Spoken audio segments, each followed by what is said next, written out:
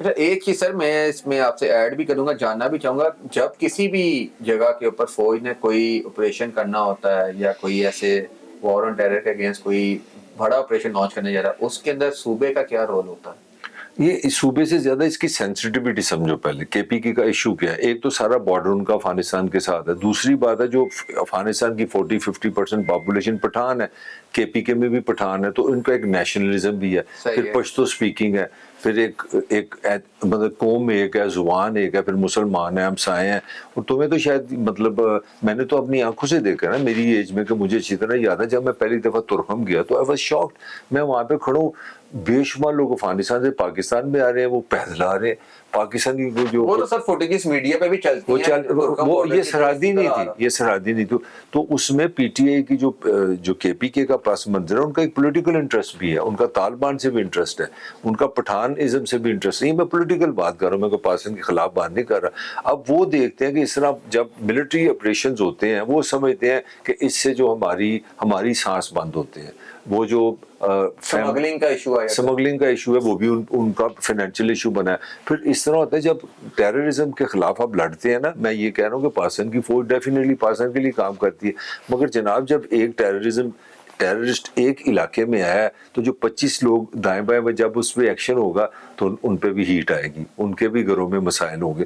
تو وہ ایک عجیب کمپلیکسٹی بنی ہے. ایک طرف وہ کہتے ہیں کہ بھائی ہم ان کو پی ٹی اے کے جو رہنما ہیں ان کے کبھی ان کے ساتھ لڑنا پڑے یا ان کے لوگ اس میں شہید ہوں تو ان کو پتہ لگے کہ ہم کیوں اس کے اگینسٹ لڑ رہے ہیں. دوسری طرف سی ایم کے پی کے کا بڑا کوئی اگریسو جواب آیا ہے اس پریس کانفرنس کو لے کے، کافی ڈیٹیل کے اندر انہوں نے کیا ہے، جس میں وہ کہہ رہے ہیں کہ جو آپریشنز کیے گئے ہیں اور اس کے بعد کچھ پرماننٹ بڑے آپریشن سے، ملٹری آپریشن سے، کچھ انٹیلیجنس بیس آپریشن سب سے زیادہ کے پی کے اندر پچھلے 2025 کے اندر کیے گئے، تو اس سے پہلے بھی کیے گئے، تو اس کے آؤٹ کم کے اندر ابھی تک یہ ختم نہیں ہو سکے.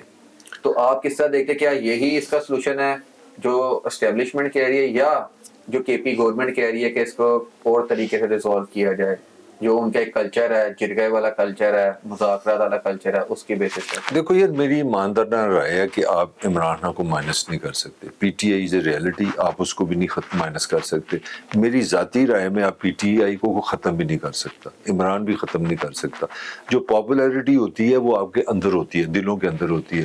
ریاست پیار کرے، ریاست دشمن ہو، ریاست غصے میں ہو، وہ آپ پاپولیرٹی بڑی مشکل ہے. اور ہمیں انفارچونیٹلی ہم نہیں سیکھ رہے. ہماری ریاست میں عدالتیں بھی آتی ہیں، تو ہم نے بھٹو کو ہم نے عدالتوں کے فیصلے سے ختم کرنے کی کوشش کی. اس کے بعد 4 دفعہ فیڈرل اور 5 دفعہ وہ صوبے میں اس کی حکومت بنی، اس کی پارٹی. اس کے بعد عدالتوں نے ایکسیپٹ بھی کر لیا کہ ہم نے غلط. پھر مجھے کس نے نکالا؟ میں نے نہیں کہا تھا، یہ نواز شریف نے کہا تھا. آج پاکستان کا رولر کون ہے؟ نواز شریف. ہاں، جو بھی پوائنٹ ہے، میں کہنا یہ چاہ رہا ہوں کہ ہمارے یہاں، اچھا میری اپنی پیدائش سے پہلے اگرتلہ کیس ہوا تھا شیخ مجیب پہ، جب ایسٹ پاکستان تھا. ہماری عدالت نے کہا یہ تم غردار ہو. اس کی غرداری کو غرداری رہی، اس نے مشرقی پاکستان الگ کر دیا، وہ پہلا وہاں کا صدر بن گیا.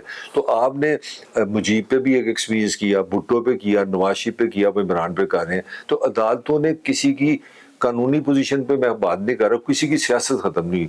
تو میرا حال ہے ہماری ریاست کو یہ سمجھنا پڑے گا، تھوڑا سا سوچنا پڑے گا کہ جو سچویشن میں ہم آ گئے ہیں. اب پرابلم یہ ہونا شروع کی کہ جب وہ پریس کانفرنس ٹیررزم کے خلاف کرتے ہیں نا، تو پی ٹی اس کی آرام سے ٹرانسلیشن کر دیتی ہے یہ ہمارے خلاف ہے، یہ ہماری پارٹی ختم کرنے لگے ہیں.